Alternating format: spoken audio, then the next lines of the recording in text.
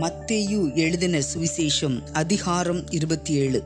விடியற்காலமானபோது சகல பிரதான ஆசாரியரும் ஜனத்தின் மூப்பரும் இயேசுவை கொலை செய்யும்படி அவருக்கு விரோதமாக ஆலோசனை பண்ணி அவரை கட்டி கொண்டு போய் தேசாதிபதியாகிய பொந்திய பிலாத்துவினிடத்தில் ஒப்புக் கொடுத்தார்கள்.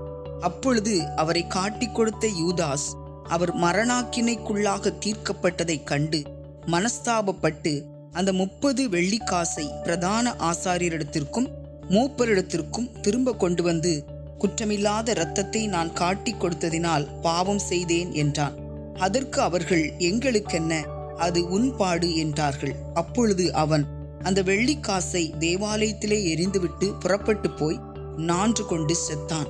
பிரதான ஆசாரியர் அந்த வெள்ளிக்காசை எடுத்து, இது இரத்த கிரயமானதால் காணிக்கை பெட்டியிலே இதை போடலாகாது என்று சொல்லி ஆலோசனை பண்ணின பின்பு அந்நியரை அடக்கம் பண்ணுவதற்கு குயவனுடைய நிலத்தை அதனாலே கொண்டார்கள். இது நிமித்தம் அந்த நிலம் இந்நாள் வரைக்கும் இரத்த நிலம் எண்ணப்படுகிறது. இஸ்ரவேல் புத்திரரால் மதிக்கப்பட்டவர்க்கு கிரயமாகிய 30 வெள்ளிக்காசை அவர்கள் எடுத்து, கர்த்தர் எனக்கு கற்பித்தபடி குயவனுடைய நிலத்திற்காக அதை கொடுத்தார்கள் என்று எரேமியா தீர்க்கதரிசியால் உரைக்கப்பட்டது அப்பொழுது நிறைவேறிற்று. இயேசு தேசாதிபதிக்கு முன்பாக நின்றார். தேசாதிபதி அவரை நோக்கி, நீ யூதருடைய ராஜாவா என்று கேட்டான். அதற்கு இயேசு, நீர் சொல்லுகிறபடிதான் என்றார். பிரதான ஆசாரியரும் மூப்பரும் அவர் மேல் குற்றம் சாட்டுகையில் அவர் மாறுத்தரம் ஒன்றும் சொல்லவில்லை. அப்பொழுது பிலாத்து அவரை நோக்கி, இவர்கள் உன்மேல் எத்தனையோ குற்றங்களை சாட்டுகிறார்களே, நீ அவைகளை கேட்கவில்லையா என்றான். அவரோ ஒரு வார்த்தையும் மாறுத்தரமாக சொல்லவில்லை. அதனால் தேசாதிபதி மிகவும் ஆச்சரியப்பட்டான். காவல் பண்ணப்பட்டவர்களில் எவனை விடுதலையாக்க வேண்டுமென்று ஜனங்கள் கேட்டுக்கொள்வார்களோ அவனை அவர்களுக்காக விடுதலையாக்குவது பண்டிகை தோறும் தேசாதிபதிக்கு வழக்கமாயிருந்தது. அப்பொழுது காவல் பண்ணப்பட்டவர்களில் பரபாஸ் எண்ணப்பட்ட பேர் போன ஒருவன் இருந்தான். பொறாமையினாலே அவரை ஒப்புக் கொடுத்தார்கள் என்று பிலாத்து அறிந்து அவர்கள் கூடியிருக்கையில் அவர்களை நோக்கி, எவனை நான் உங்களுக்கு விடுதலையாக்க வேண்டுமென்று இருக்கிறீர்கள்? பரபாசையோ கிறிஸ்து எண்ணப்படுகிற இயேசுவையோ என்று கேட்டான். அவன் நியாயாசனத்தில் உட்கார்ந்திருக்கையில் அவனுடைய மனைவி அவனிடத்தில் ஆள் அனுப்பி, நீர் அந்த நீதிமானை ஒன்றும் செய்ய வேண்டாம், அவர் நிமித்தம் இன்றைக்கு சொப்பனத்தில் வெகு பாடுபட்டேன் என்று சொல்லச் சொன்னாள். பரபாசை விட்டுவிட கேட்டுக்கொள்ளவும் இயேசுவை கொலை செய்விக்கவும் பிரதான ஆசாரியரும் மூப்பரும் ஜனங்களை ஏவி விட்டார்கள். தேசாதிபதி ஜனங்களை நோக்கி, இவ்விருவரில் எவனை நான் உங்களுக்கு விடுதலையாக்க வேண்டும் என்று கேட்டான்.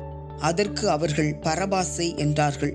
பிலாத்து அவர்களை நோக்கி, அப்படியானால் கிறிஸ்து எண்ணப்பட்ட இயேசுவை நான் என்ன செய்ய வேண்டும் என்று கேட்டான். அவனை சிலுவையில் அறைய வேண்டும் என்று எல்லாரும் சொன்னார்கள். தேசாதிபதியோ, ஏன் என்ன பொல்லாப்பு செய்தான் என்றான். அதற்கு அவர்கள் அவனை சிலுவையில் அறைய வேண்டுமென்று அதிகமாய் கூக்குரலிட்டு சொன்னார்கள்.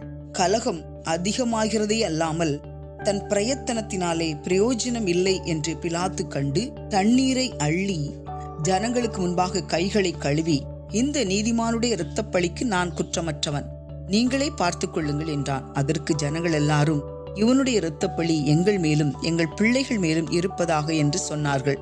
அப்பொழுது அவன் பரபாசை அவர்களுக்கு விடுதலையாக்கி இயேசுவையோ வாரினால் அடிப்பித்து சிலுவையில் அறையும்படிக்கு ஒப்புக் கொடுத்தான்.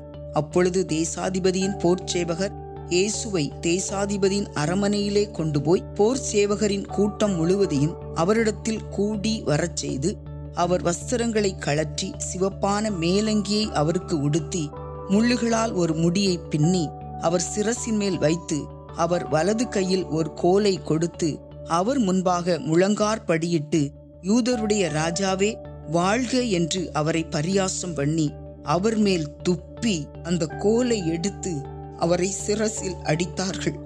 அவரை பரியாசம் பண்ணின பின்பு அவருக்கு உடுத்தின மேலங்கியை கழற்றி அவருடைய வஸ்திரங்களை அவருக்கு உடுத்தி அவரை சிலுவையில் அறையும்படி கொண்டு போனார்கள். போகையில் சிரேனே ஊரானாகிய சீமோன் எண்ணப்பட்ட ஒரு மனுஷனை அவர்கள் கண்டு அவருடைய சிலுவையை சுமக்கும்படி அவனை பலவந்தம் பண்ணினார்கள். கபாலஸ்தலம் என்று அர்த்தம் கொள்ளும் கொல்கதா என்னும் இடத்திற்கு அவர்கள் வந்தபோது கசப்பு கலந்த காடியை அவருக்கு குடிக்க கொடுத்தார்கள்.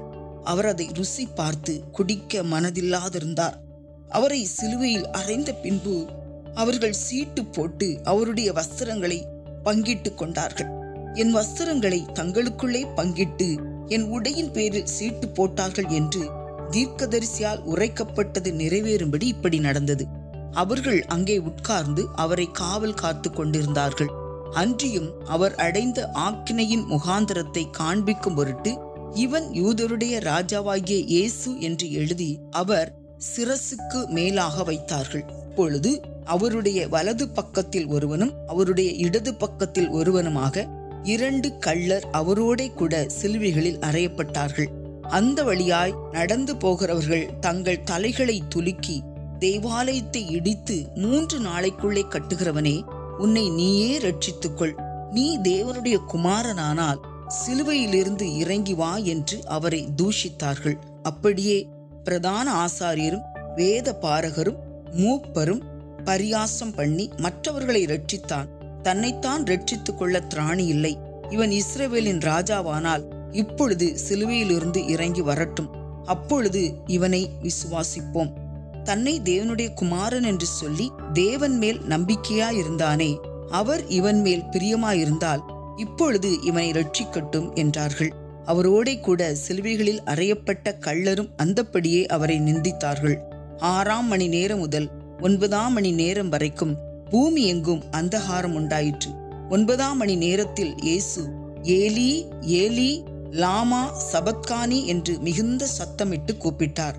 அதற்கு, என் தேவனே என் தேவனே, ஏன் என்னை கைவிட்டீர் என்று அர்த்தமாம். அங்கே நின்றவர்களில் சிலர் அதை கேட்டபொழுது, இவன் எலியாவை கூப்பிடுகிறான் என்றார்கள். உடனே அவர்களில் ஒருவன் ஓடி கடற்காளானை எடுத்து காடியில் தோய்த்து அதை ஒரு கோலில் மாட்டி அவருக்கு குடிக்க கொடுத்தான். மற்றவர்களோ, பொறு, எலியா இவனை ரட்சிக்க வருவானோ பார்ப்போம் என்றார்கள். இயேசு மறுபடியும் மகா சத்தமாய் கூப்பிட்டு ஆவியை விட்டார். அப்பொழுது தேவாலயத்தின் திரைச்சீலை மேல் தொடங்கி கீழ் வரைக்கும் 2ஆக கிழிந்து பூமியும் அதிர்ந்தது, கன்மலைகளும் பிளந்தது, கல்லறைகளும் திறந்தது. நித்திரை அடைந்திருந்த அநேக பரிசுத்தவான்களுடைய சரீரங்களும் எழுந்திருந்தது. அவர் உயிர்த்தெழுந்த பின்பு இவர்கள் கல்லறைகளை விட்டு புறப்பட்டு பரிசுத்த நகரத்தில் பிரவேசித்து அநேகருக்கு காணப்பட்டார்கள்.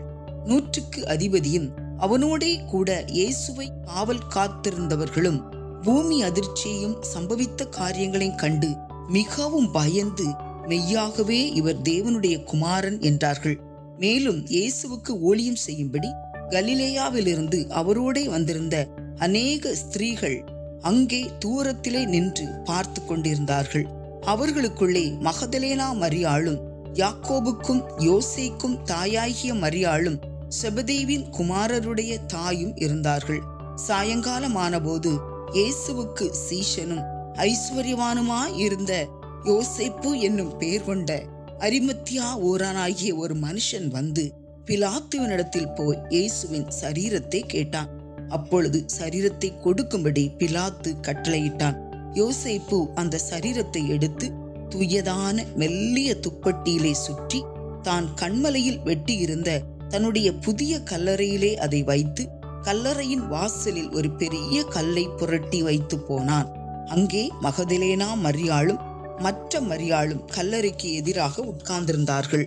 ஆயத்த நாளுக்கு பின்னான மறுநாளிலே பிரதான ஆசாரியரும் பரிசேயரும் பிலாத்துவினிடத்தில் கூடி வந்து, ஆண்டவனே, அந்த எத்தன் உயிரோடு இருக்கும்போது 3 நாளைக்கு பின் எழுந்திருப்பேன் என்று சொன்னது எங்களுக்கு ஞாபகம் இருக்கிறது. ஆகையால் அவனுடைய சீஷர்கள் ராத்திரியிலே வந்து அவனை களவாய் கொண்டு போய் மரித்தோரிலிருந்து எழுந்தான் என்று ஜனங்களுக்கு சொல்லாதபடிக்கும், முந்தின எத்தை பார்க்கிலும் பிந்தின எத்து கொடிதாகாதபடிக்கும் நீர் 3 நாள் வரைக்கும் கல்லறையை பத்திரப்படுத்தும்படி கட்டளையிட வேண்டும் என்றார்கள். அதற்கு பிலாத்து, உங்களுக்கு காவல் சேவகர் உண்டே, போய் உங்களால் கூடிய மட்டும் பத்திரப்படுத்திக் கொள்ளுங்கள் என்றான். அவர்கள் போய் கல்லுக்கு முத்திரையிட்டு காவல் வைத்து கல்லறையை பத்திரப்படுத்தினார்கள். மத்தேயு அதிகாரம் 28.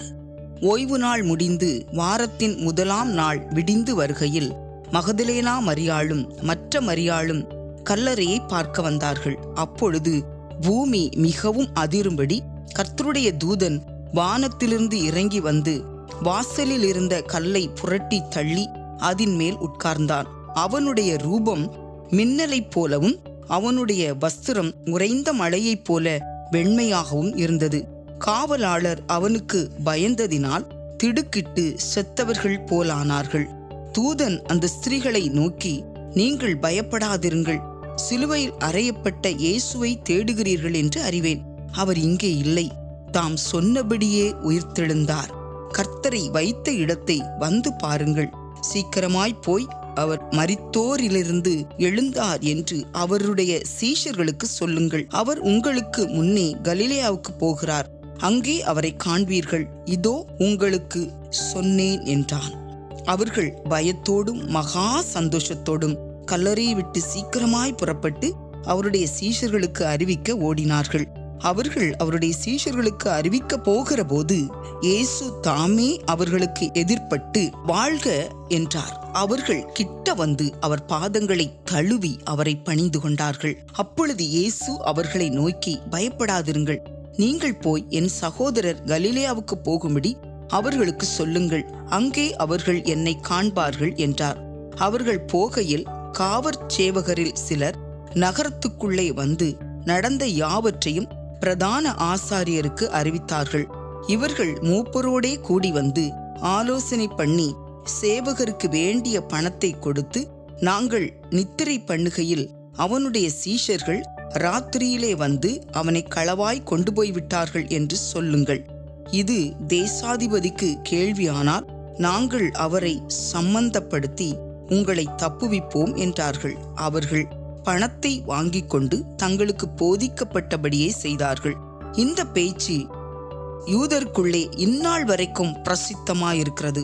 11 சீஷர்களும் கலிலேயாவிலே இயேசு தங்களுக்கு குறித்திருந்த மலைக்கு போனார்கள். அங்கே அவர்கள் அவரை கண்டு பணிந்து கொண்டார்கள்.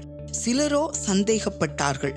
அப்பொழுது இயேசு சமீபத்தில் வந்து அவர்களை நோக்கி, வானத்திலும் பூமியிலும் சகல அதிகாரமும் எனக்கு கொடுக்கப்பட்டிருக்கிறது. ஆகையால் நீங்கள் புறப்பட்டு போய் சகல ஜாதிகளையும் சீஷராக்கி பிதா, குமாரன், பரிசுத்த ஆவியின் நாமத்திலே அவர்களுக்கு ஞானஸ்நானம் கொடுத்து, நான் உங்களுக்கு கட்டளையிட்ட யாவையும் அவர்கள் கைக்கொள்ளும்படி அவர்களுக்கு உபதேசம் பண்ணுங்கள். இதோ உலகத்தின் முடிவு பரியந்தம் சகல நாட்களிலும் நான் உங்களுடனே கூட இருக்கிறேன் என்றார். ஆமென். மார்க்கு எழுதின சுவிசேஷம் அதிகாரம் 1. தேவனுடைய குமாரனாகிய இயேசு கிறிஸ்துவனுடைய சுவிசேஷத்தின் ஆரம்பம். இதோ நான் என் தூதனை உமக்கு முன்பாக அனுப்புகிறேன், அவன் உமக்கு முன்னே போய் உமக்கு வழியை ஆயத்தம் பண்ணுவான் என்றும், கர்த்தருக்கு வழியை ஆயத்தப்படுத்துங்கள், அவருக்கு பாதைகளை செவ்வை பண்ணுங்கள் என்று வனாந்தரத்திலே கூப்பிடுகிறவனுடைய சத்தம் உண்டாகும் என்றும் தீர்க்கதரிசன ஆகமங்களில் எழுதியிருக்கிற பிரகாரமாய் யோவான் வனாந்தரத்தில் ஞானஸ்நானம் கொடுத்து பாவ மன்னிப்புக்கென்று மனந்திரும்புதலுக்கு ஏற்ற ஞானஸ்நானத்தை குறித்து பிரசங்கம் பண்ணி கொண்டிருந்தான். அப்பொழுது யூதேயா தேசத்தார் அனைவரும் எருசலேம் நகரத்தார் யாவரும் அவனிடத்திற்கு போய் தங்கள் பாவங்களை அறிக்கையிட்டு யோர்தான் நதியில் அவனால் ஞானஸ்நானம் பெற்றார்கள். யோவான் ஒட்டக மயிர் உடையை தரித்து தன் அறையில் வார்க்கச்சையை கட்டி கொண்டவனாயும் வெட்டு கிளியையும் காட்டுத்தேனையும் புசிக்கிறவனாயும் இருந்தான். அவன், என்னிலும் வல்லவர் ஒருவர் எனக்கு பின் வருகிறார், அவருடைய பாதரட்சிகளின் வாரை குனிந்து அவிழ்க்கிறதற்கும் நான் பாத்திரன் அல்ல, நான் ஜலத்தினால் உங்களுக்கு ஞானஸ்நானம் கொடுத்தேன், அவரோ பரிசுத்த ஆவியினால் உங்களுக்கு ஞானஸ்நானம் கொடுப்பார் என்று பிரசங்கித்தான். அந்த நாட்களில் இயேசு கலிலேயாவில் உள்ள நாசரேத்தூரிலிருந்து வந்து யோர்தான் நதியில் யோவானால் ஞானஸ்நானம் பெற்றார்.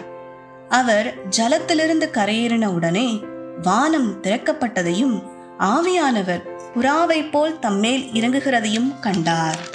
அன்றியும், நீர் என்னுடைய நேசகுமாரன், உம்மில் பிரியமாயிருக்கிறேன் என்று வானத்திலிருந்து ஒரு சத்தம் உண்டாயிற்று.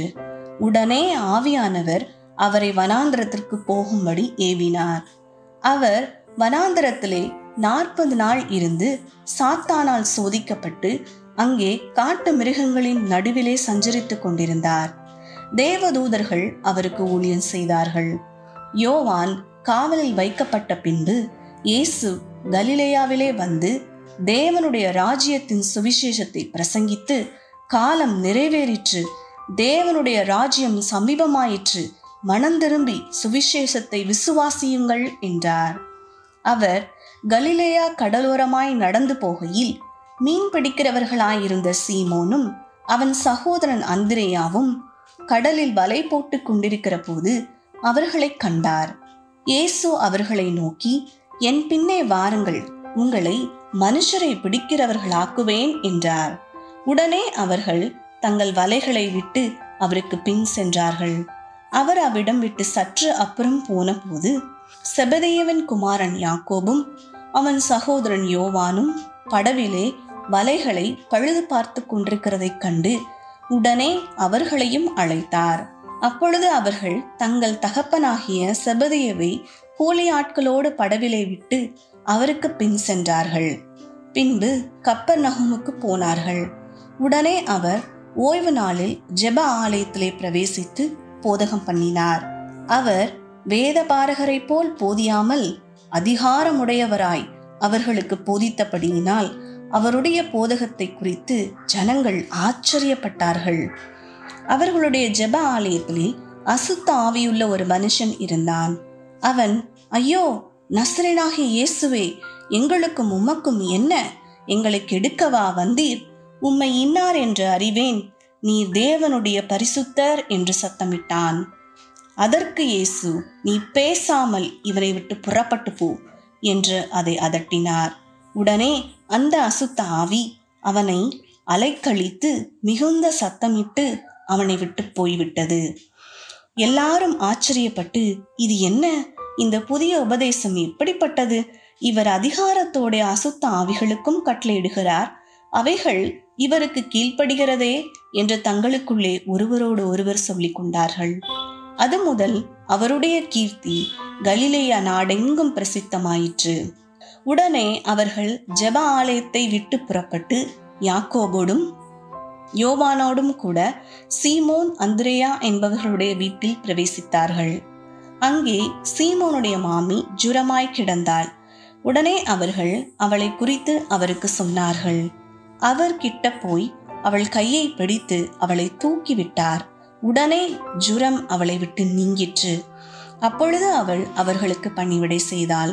சாயங்காலமாகி சூரியன் அஸ்தமித்த போது சகல பிணியாளிகளையும் பிசாசு பிடித்தவர்களையும் அவரிடத்தில் கொண்டு வந்தார்கள்.